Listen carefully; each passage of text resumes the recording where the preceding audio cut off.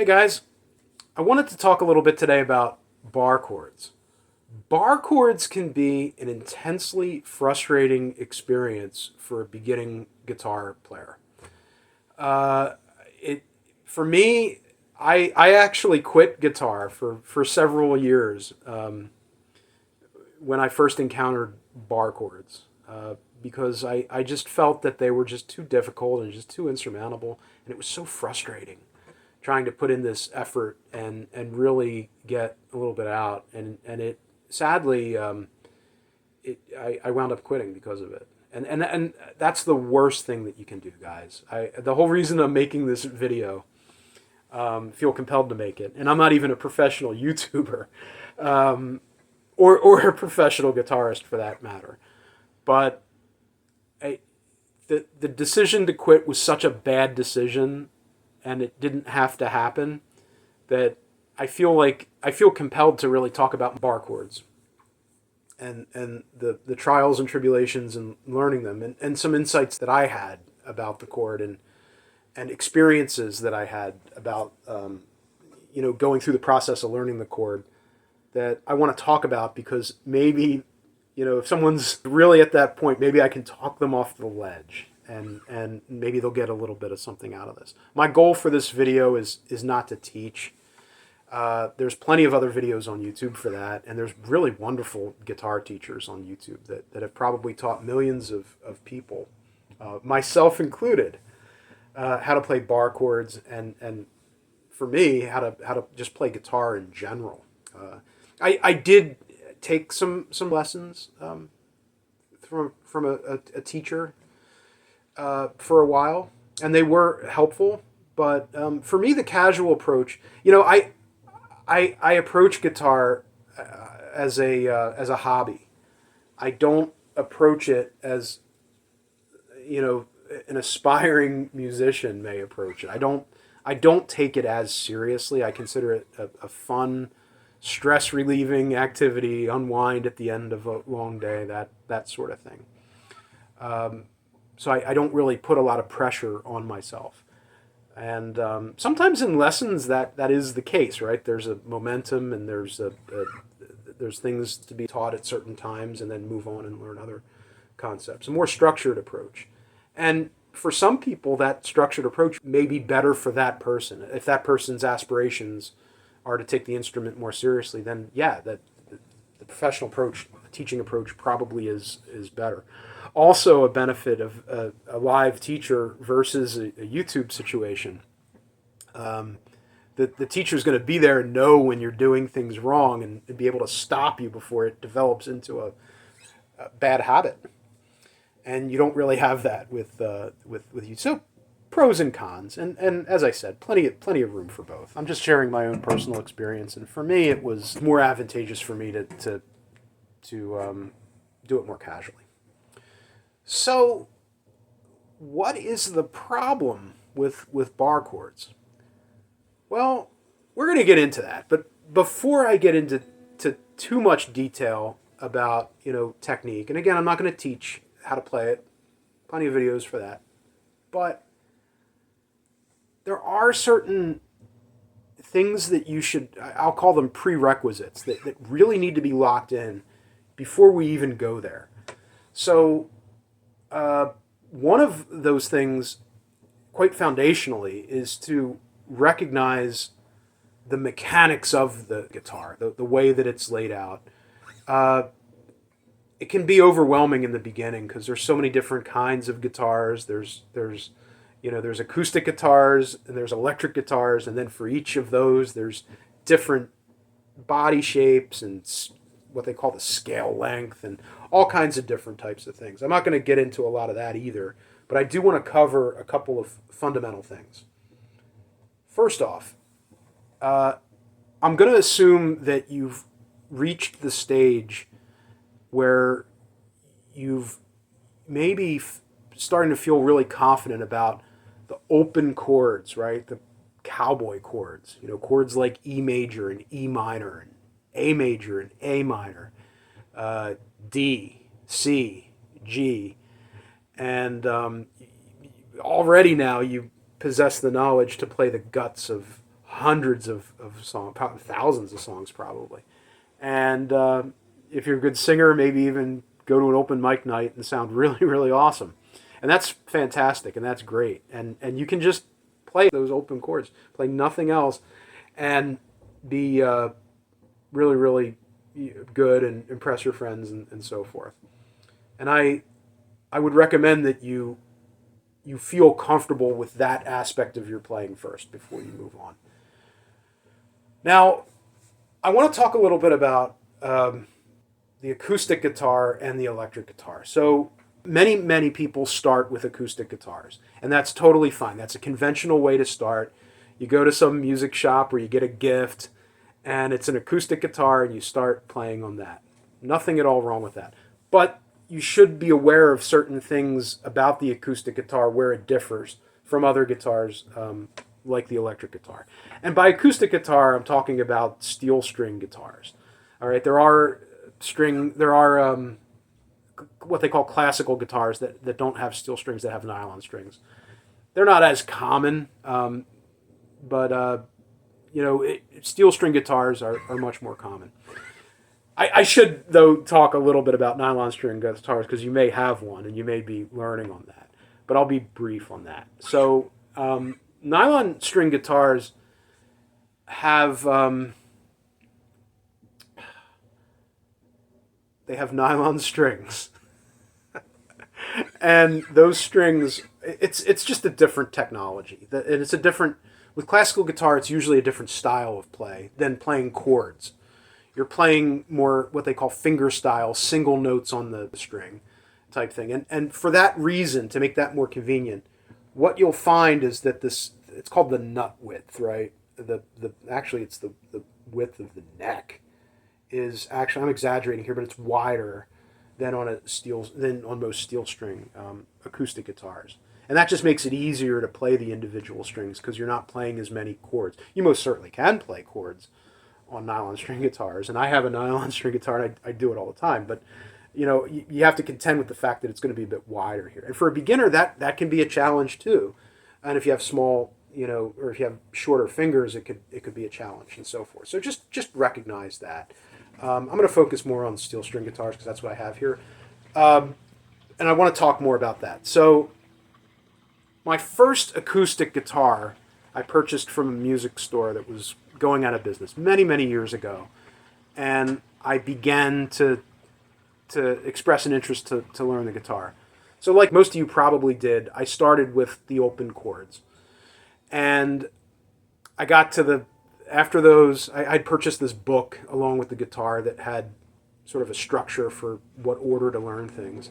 And after I got through all the open chords, I came to this chord called F major, which was my first bar chord. And it was a real surprise to me just how difficult it was, or it seemed at the time. And I quit the instrument. It's the absolute worst thing that I could have done was quit the instrument. And the whole reason I'm talking to you guys about this today is because if you're approaching that point, please don't quit. Back off on the bar chords maybe and just focus on other things. Maybe learn a scale, maybe learn a song or two, a couple other things, and try to approach it with a fresh perspective. I'm a firm believer that with bar chords, you have to be a prepared student. You have to be ready for it, ready to sort of wrap your head around it and start to confront it and look at it as a challenge to be overcome rather than an obstacle to be avoided, if you can. So acoustic guitars have some unique qualities. The thicker strings than, say, an electric guitar, thicker strings, higher gauge strings that when tuned exert more tension or pressure against this area right here, right? We call this the bridge.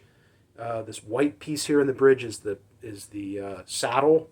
That's where the strings are actually pushing down on. And that higher tension when you're playing results in more vibration of the soundboard, the top.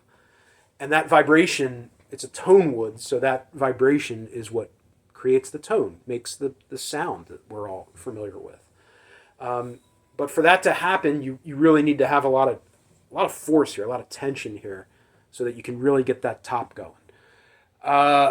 Electric guitars don't require that because you don't have a top to vibrate. Instead, you have pickups that all you're doing is disturbing an electromagnetic field, and that's what's creating the tone rather than the top vibrating.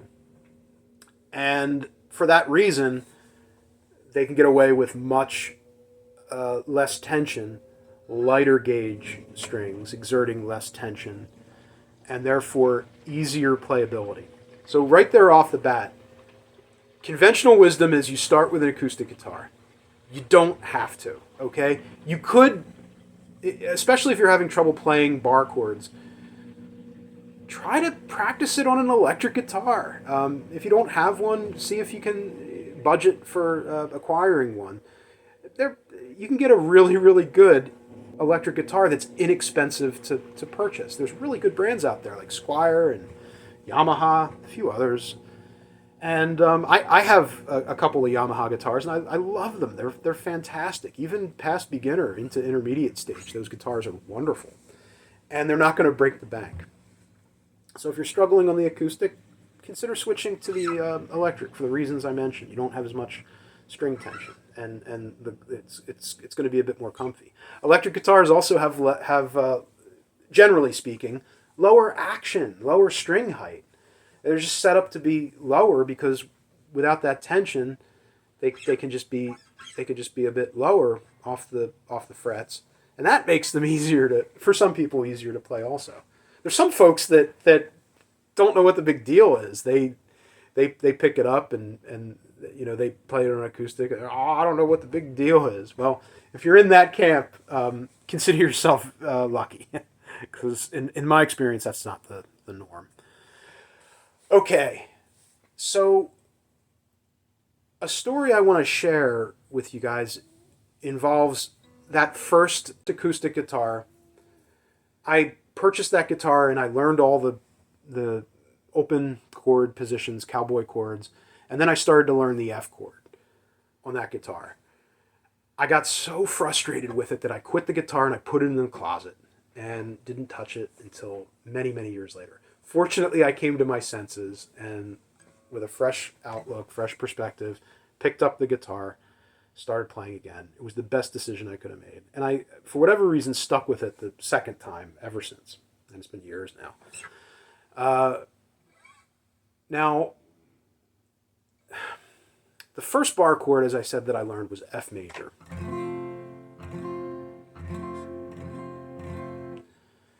I learned it on the old guitar that I'd purchased many years ago. And then I started to get a bit more... I realized that this was really going to be something that was going to stick now, and I started to take it a little bit more seriously. So at that point, I bought this guitar. I wound up selling that guitar to another student, and I wound up buying this guitar. And I brought it home, and I've probably been playing for 6 months, 7, 8 months maybe at that point, and I started playing all the stuff that I had been playing before, and then I played the F chord that I had just learned and felt fairly comfortable with at that point, and it started buzzing here on the high E string. It started buzzing like that, and I was sure that I knew how to play it right, and it was buzzing, and I got so frustrated. I just grabbed this capo and stuck it here on the first fret to replace my finger, and just played the rest of the chord, and it was still buzzing. Why was it buzzing? I had bought it brand new from the store. I think it was Guitar Center, and it was buzzing away. So even though it had what they call a factory setup, for whatever reason, maybe the frets weren't filed properly, or there was some kind of an issue where maybe that high E string was a bit too low and it needed to be raised up a little bit. And the setup that it had was not correct, which is why I say always take it to get it set up after you purchase it. And that's exactly what it was. I think they did maybe a very slight truss rod adjustment, and then they filed some of the fret material away. The frets really need to be level, and you can't really even see the difference if it's not level. And a skilled professional knows how to take just enough material off of there so that the frets are even relative to each other. That's the most important part. And after I got that done, it worked. But of course, I was still a beginner at this point, even though I've been playing for a few months, several months, and I thought it must be something I'm doing wrong. Why isn't this working? And it wasn't until I put the capo on there and I realized, no, it's not me. It's a setup issue. And I got set up and it worked fine. So that should reinforce the point to make sure that the setup is good before you really start taking the chord seriously. And if you know that you're playing it right, or if you're able to do what I did, and you can hear that it's buzzing or it's not right, just get it set up. Do yourself a favor. It'll pay dividends in the long run. Okay, enough said about that. So once we have all those things locked in, we can start to actually look at things that might be causing difficulty with. And I'm going to talk right now specifically about the F major chord, just because that, as I mentioned, is the chord that a lot of guitarists are going to encounter first. Okay, so the first thing I think that's paramount is to recognize that when you play the F chord, you're actually doing not one thing that's new now. You're actually doing two things that are completely new and things that aren't even remotely close to the things that you've already learned playing open chords. So what do I mean by that? Two things. Okay, well, the first thing is that you're using your index finger to bar across the first fret. So one thing that you might want to consider practicing is just forget about the rest of the chord, right? So, you play it open, it sounds like this, right? You play it at the first fret, it sounds like this. And just listen to it and play one string, hold it down like you would if you were playing a bar chord. And just let the strings ring out and listen for buzzing or muting. You get both of those things a lot when you're first starting out. And try to pinpoint where it is, like what part of the finger is making contact with the string that isn't ringing out well. I would recommend that.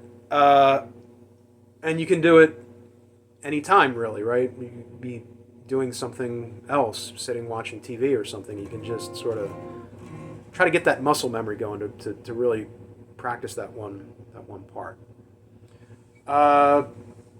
Now, okay, I want to point out a couple things here. It's very obvious, but what you've really done here is you're using you're doing the same thing that a capo does. You're like a human capo. Now, if you look at a capo, you look at the part of the capo here that's actually impacting on pushing down on the strings. A capo is just a clamp, essentially. So the part of the clamp that's clamping down on the strings is completely smooth. And it's pushing down with all this force, right? Uniformly across all the strings. Now look at your finger. Your finger is not smooth like that. There's knuckles here. There's sort of grooves where the knuckles are that is going to be making impact on the strings, and it's not completely even across. So right there, you're gonna, this knuckle right here, for example, is impacting across maybe the B or high E string. So the rest of the chord sounds fine, but then you're buzzing it like the high E string, very common, or even the B string. Or up here, this part right up here might be impacting on the, I don't know, the D, the A or the D string. Maybe they won't ring out. You'll get some that ring out and some don't. It's perfectly natural, guys, all right? Be kind to yourself. Don't give up. If it's too much, do something else. But it's a totally natural thing. Now, how do you mitigate the effect of that?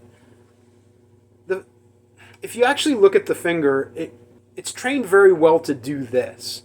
So the instinct is to put this part of the finger here on the first fret. If you're practicing what I just mentioned, and as you can hear, it doesn't sound very good. The reason for that is because that's the fleshy part of the finger, and there's this. In addition to the knuckles here, the grooves in the knuckles, this fleshy part is it's exerting the same force, but the strings are sort of I don't know how to explain this. The fleshy part of the string is sort of cushioning the string, and it's pushing more into the flesh of your finger than the strings are being pushed into the fret. I hope that makes some kind of sense. But to work around that, you really want to be using, this is covered in other tutorials about how to learn how to play the F chord, but you want to really target this more of the side of the finger. If you can feel the difference, that you don't really have this cushioning fleshy part that's more likely to mute out the strings, where it's more up against the bone, which is a much harder surface, and therefore you're providing more leverage. It's not being absorbed into the flesh, and it's actually exerting more force pressure onto the strings, pushing them into that first fret so that they ring out better.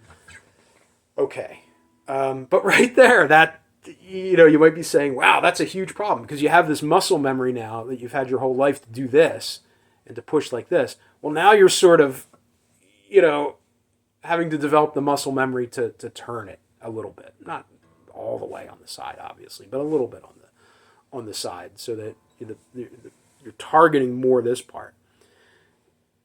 It doesn't come immediately, that muscle memory. You can be told, you can recognize it. It can be, it can logically make sense, but it won't make sense emotionally. And again, you can get frustrated with this. So just recognize that it's going to take some time to get. But try to, in the beginning, eventually when you develop the muscle memory, it'll just become second nature. But in the beginning, try to really recognize that you want to target more that side of the finger, the bony part of the finger, when you're playing the chord.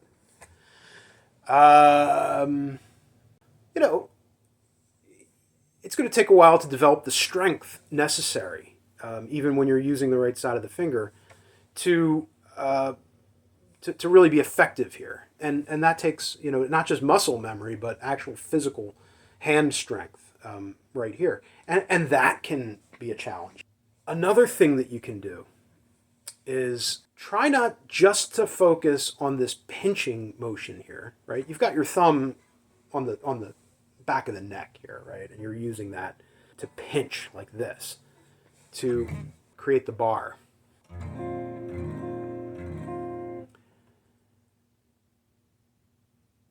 What a lot of folks, so an insight that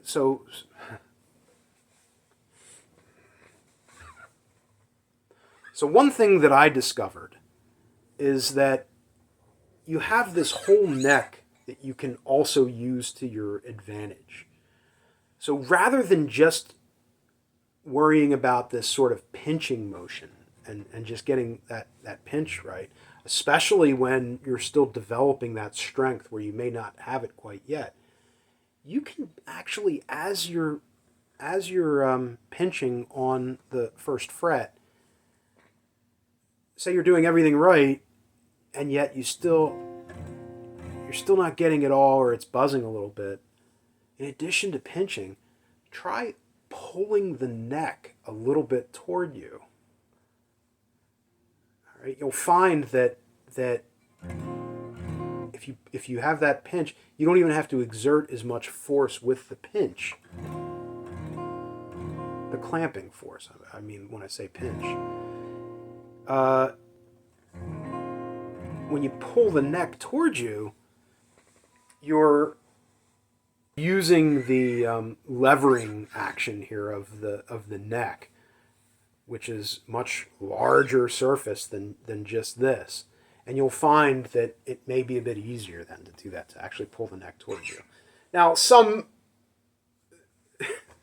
real purists out there might say that that's not something you should really do, because yes, if you pull the neck too much, you're going to be sort of sharp. You're going to be sharpening the strings. You're going to be you're going to be putting more tension on the strings. And just like if you were to turn the tuning knob to sharpen the string, it's going to put more tension on the string. It's going to result in a sharper tone than the natural note that is. And that's a very valid point. But I would also say that at this stage, sounding completely accurate is not as important of a concern as building confidence, building strength, and really learning what it takes to actually do that. And as you improve, you'll really get an intuitive understanding of just how much force has to be applied there for it to sound right. And then maybe back off the pulling of the neck so much, because now you've developed the strength that you need to do that. So I would suggest start there. Don't even try to play the whole chord. Just try to bar this first fret, right? It's not a real note, but it's, or a real chord, but it's not very musical, but I think it's going to help develop that strength, that and that muscle memory of, like I said, try to focus on that side rather than the fleshy part of the finger, because that's just not going to work out. You want to sort of turn it a little bit on there. You can put it down on the fleshy part and then sort of just there you go, just sort of turn it there a little bit, and you'll just learn the sweet spot. Okay, if all that is not working, then I would say switch to the electric guitar. As I said, the electric guitar is not going to have as much tension on the strings, and the action is generally a bit lower. It just has a different feel, and many people, they'll start on the acoustic and they'll get really good, and then they'll switch to an electric and they'll be like, wow, it's almost like it's playing itself. It really is an order of magnitude different playing experience if you're used to the acoustic and then you switch to the electric. And again, that's not, I'm not trying to say start with the electric either. There's like everything in life, right? There's pros and cons to each. But by all means, I encourage everyone to try it out on electric and feel the difference. In fact, when I played acoustic quite a while before I got my first electric, and I likened it to in baseball, when you're so the batter's up, and then the next batter. I'm not a sports guy either, so it's gonna sound funny, but the guy that's like the next up to bat, right? Where they say on deck, I think is the expression. Sometimes you see them with these rings on the bat. I think they call them donuts, and they're just weights. They just add weight to the bat so that you're swinging now with this weight, and you're having to work a bit harder to swing that bat because of those weights, the presence of those weights being there. So now when you actually go and you're batting, you don't have those weights anymore, so it's much easier to swing.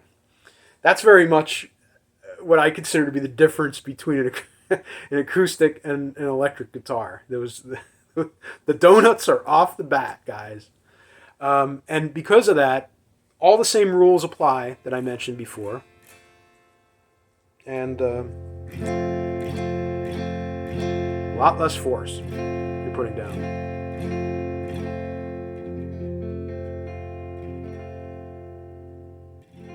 That can be a real confidence builder, guys. Also, another benefit to the electric guitar that I found to be very, very useful is, especially when you're a beginner and it's normal to not sound great when you're starting out, you could be creating an annoyance for people around you. You live in a house, there's other people, family or whatever, and oh my goodness, that thing sounds awful, right? And the people you're trying to learn, but the people around you are annoyed. Well, you can play it unplugged, and it still makes a sound, but it makes a much less of a sound, but yet enough of a sound where you can hear if you're doing it wrong, right? You hear the buzz, you still hear the buzz, you still hear everything, but it's not gonna create an annoyance for people around you, and that opens up a lot of possibilities for practice. You could be watching TV. You could be doing something else, just sitting there on the couch where normally you'd literally be doing nothing. But now you have an electric guitar unplugged, and you can work on practice. Not just bar chord practice either. You could practice anything on the electric, and that's a great way to put in a lot of time that ordinarily you wouldn't be putting in. So it's another reason I highly recommend grab an electric guitar. They're a lot of fun. Okay. So I also want to talk about other things that you can do. Okay, so we talked about the bar here. We talked about just working on this part before we work on the chord. And I mentioned that being one of two things. One of the important parts of this that's going to really blow your mind and expand your guitar knowledge is to recognize that you're doing two different things. We focused a little bit here on the first thing. Well, the second thing, the first thing is you're doing the bar with an F major chord. You're using your finger as a human capo to do this bar. The second thing that you're doing essentially is you're learning to play a chord that you already know using different fingering. Okay? That's why I split this up into two things. You've already, what do I mean by this, right? Well, you've already learned, probably by now, you've already learned this E major. One of the open chords, right? E major. You've already learned that chord, most likely. And when you play F, you're actually playing that same shape, just a half step up. Okay? That's it. It's the exact same shape. But because now you have to use... So when you play E major, as you can see here, right? First fret of the G string here, right? Is your index finger is on that on the open chord.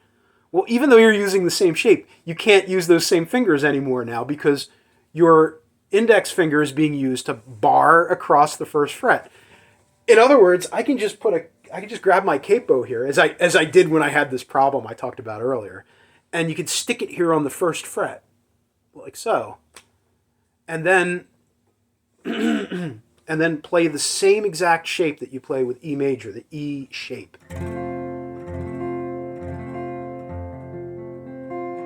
That's F.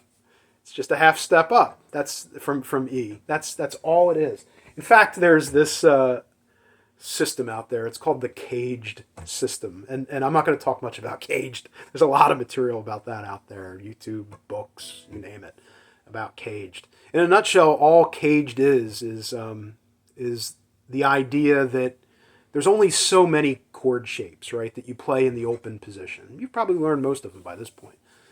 And by using a capo or by playing bar chords, those shapes are movable up the neck.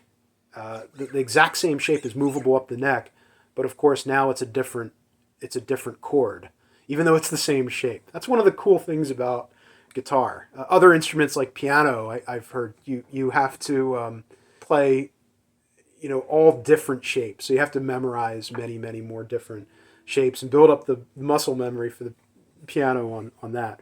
On the guitar, I think one of the reasons people say, and this may or may not be true, I'm not a pianist, but Some folks will say guitar is easier to learn than piano because you only have to learn a few to get somewhat proficient. You just have to learn a few shapes, and then you have to learn how to move them around. And it's the same shape.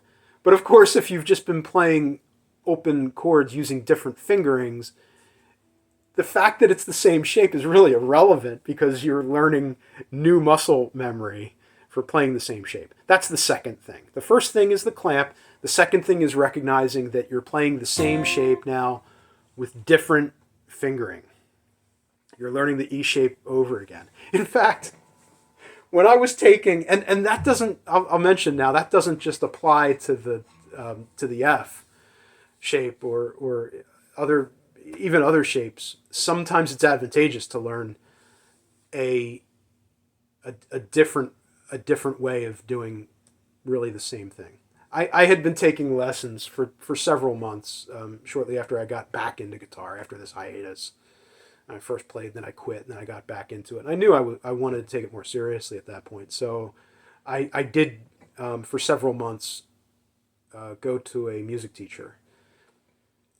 He had to close his studio because of the pandemic. I eventually stopped going around that time. This was around 2019 into like early 2020 when I was doing this.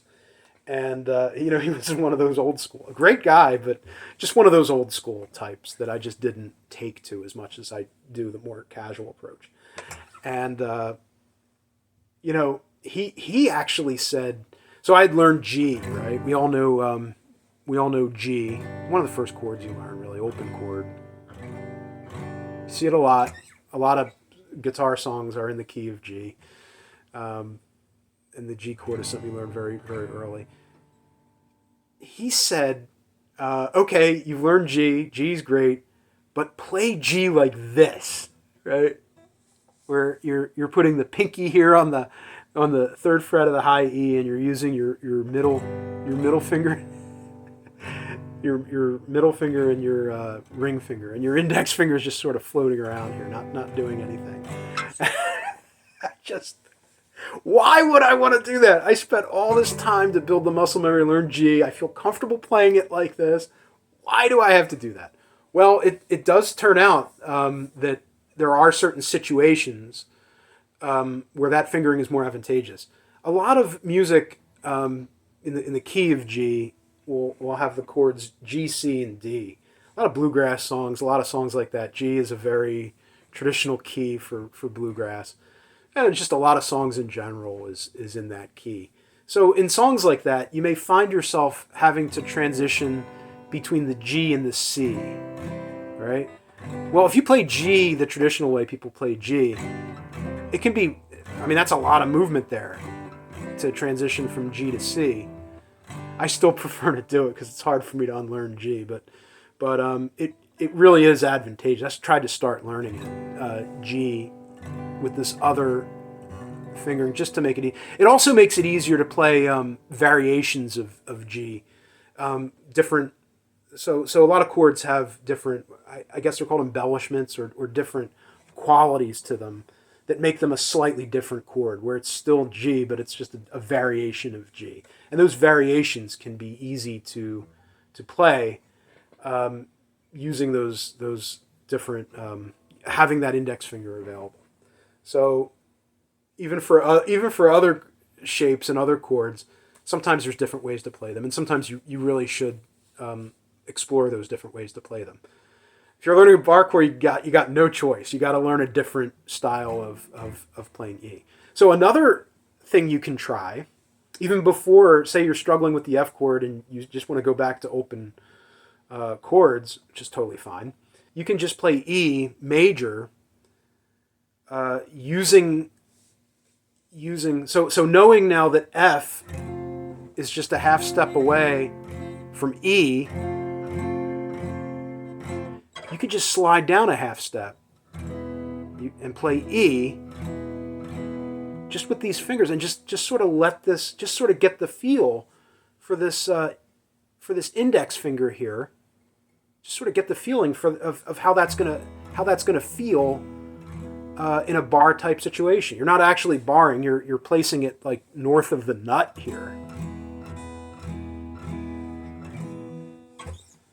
and just work on that. You know, eventually you'll get the muscle memory for playing G like this, and that's going to be very, very helpful because then you learn F, then you can learn up the neck with that shape, just placing your index finger at different places. Okay, guys. As I mentioned earlier, I want to talk about different bar chords. Not all of them. There's so many. I essentially want to talk about the first three bar chords you generally will encounter is F major, which we talked a lot about, B minor. I want to talk a bit about B minor, and B. And each of those involves a different shape. So in the case of so I struggled a lot with F, as I mentioned many times, but I found that I didn't struggle as much with B minor. B minor, so you've probably learned A minor.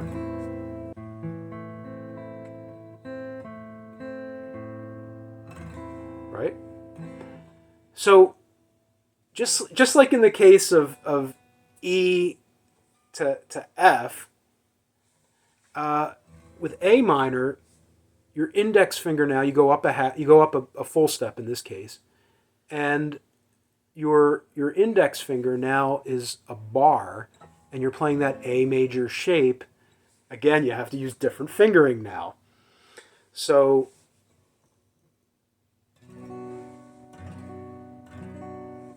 for me, learning B minor, I hadn't even encountered it until I learned F. But it seemed to me to be a bit easier to play than F. You'll learn F, and occasionally, and it's totally normal, you'll learn it, but then consistency issues will start to develop. I thought I got past this. I thought I learned it. Now you're playing it, it's buzzing again, or you're muting it out. That's also totally normal, and eventually with more effort, more practice, that will become more reinforced and you'll get more consistent about it. But I noticed that I could play B minor better, more consistently than I could F, even though I'd learned F first. I was thinking, why is that? And then I went out there and tried to find some help on YouTube and stuff, and I forget which one it was, which YouTuber it was, but he had talked a little bit about the same thing. I don't think he knew the reason, but he was able to sort of say, yeah, it seems to be easier to learn B minor. And for some people, maybe it won't be easier to learn B minor, but for me, I found it to be easier. And then I got interested in as to why that would possibly be the case. Well, one reason is, in the case of the F major, in the case of F, you're making that bar right here on that first fret. And if you look right at the top of that, you have the nut. And the nut has slots in it that all the strings are riding in these slots. And those slots are cut to a certain depth. It's a reason I mentioned first fret action. If it's too high, maybe they need to be cut a little bit deeper. You know, that's something that a luthier, if you take it to get set up, the luthier would be able to determine that and cut the slots to the right depth if they require that. Conversely, they could be too low and it could be buzzing, which was the issue that I had that I talked about earlier. But the takeaway is that the slots in the nut is holding the strings up off the fret, and then you're counteracting that force by pushing down on the fret. And I would argue that that's harder to do there than it is even when you're barring one fret away from that. Right, your bar is your finger is forming the bar for B minor, is now on the second fret, not the first, and then you're forming this A shape here and playing through B minor. And I can tell you right off the bat, it for me it feels like there's just a little bit less tension there, and a little bit less tension results in a lot of more consistency. So that's something else if you're struggling with F. You don't have to learn it first, guys. You could learn B minor first, okay, and have fun with it.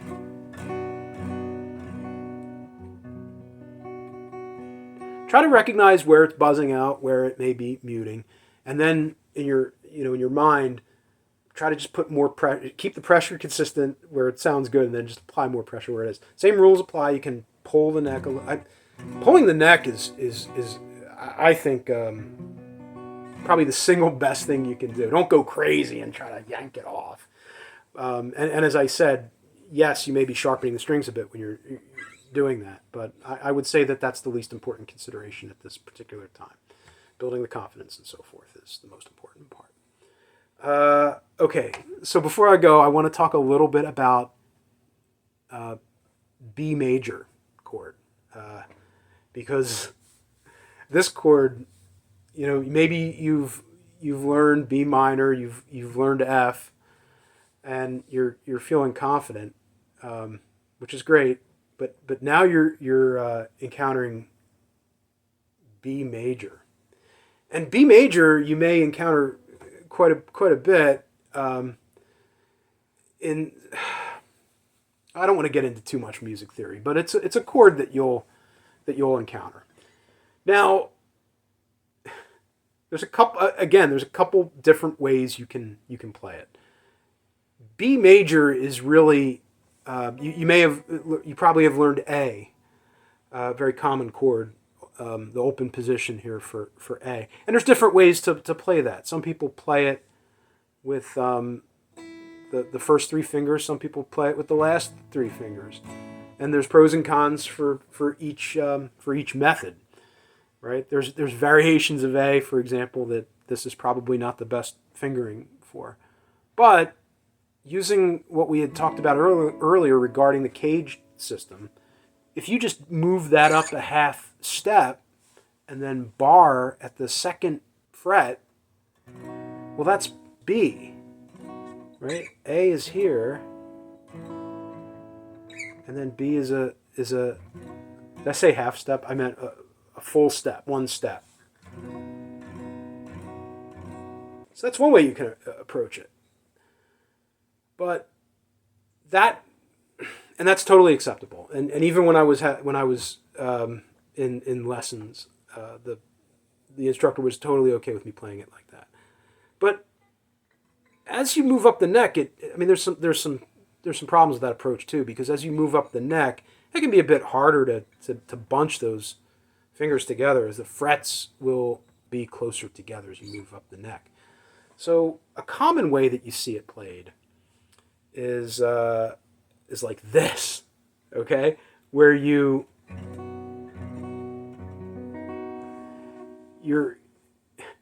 essentially doing a double bar, right?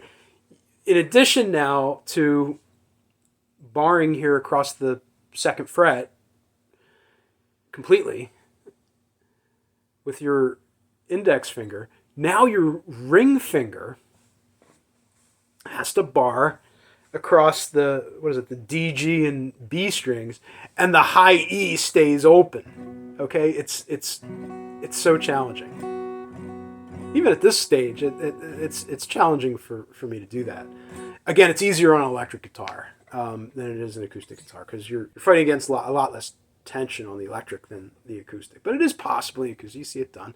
And again, it just requires a lot of strength to be built up to counteract the string tension. If you're struggling with it, it's totally normal. You can use different approaches to play it. You can, if you're familiar with that A shape, there's no problem at all about moving it up. I actually started using that approach, moving the A shape up. But then as I got more, as I got a bit more experienced, I actually switched, recognizing that there was some advantage here to playing it this way. But there's no right or wrong way of doing it. Do what makes you feel comfortable. Have fun with it. Okay. It's a long video. Looking at the time, I can't believe I've been rambling on like this. I just really feel strongly about this because quitting guitar for me I didn't realize at the time, but it was a real tragedy. And it was an avoidable tragedy. It didn't have to happen. With the right outlook, the right kind of mental preparation, and hopefully the right kind of passion for it, you can really succeed, and you can get past it. So I hope the advice now that you will get it, right? The advice that oh, it'll just come. I hope that's more valuable advice at this time. So thanks everyone for watching. If you made it this far, feel free to comment, like, subscribe, and who knows, maybe we'll have some more content later. Thank you.